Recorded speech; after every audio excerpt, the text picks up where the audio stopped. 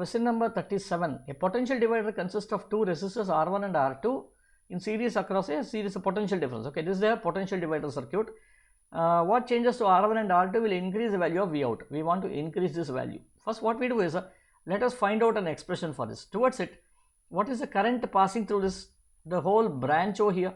So this should be, I should be equal to applied potential V input divided by effective resistance between these two, which should be R1 plus R2, right? Now the same current passes here also. Therefore, what is V output? The output voltage drop is nothing but given by I times R1, I times R1 by Ohm's law. So which should now be equal to V input R1 divided by R1 plus R2. This is what we have got. Thus V output depends on R1, it also depends on R2. Now let us look at the columns over here. The columns tells you when R1 is doubled and R2 is doubled, does the V value increase? When R1 is doubled, numerator increases. Okay, so numerator increases here and denominator also increases.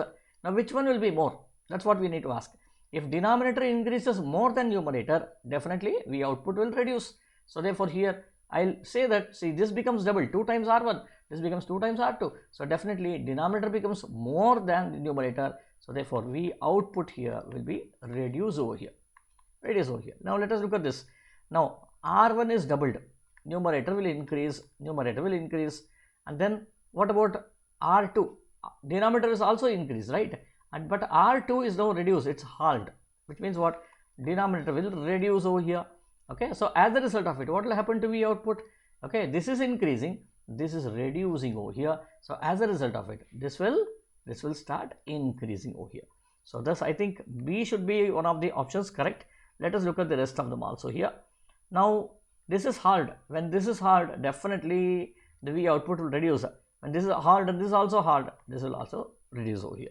So as a result of it, only one option is correct. B should be the right answer. Yeah, B is right answer.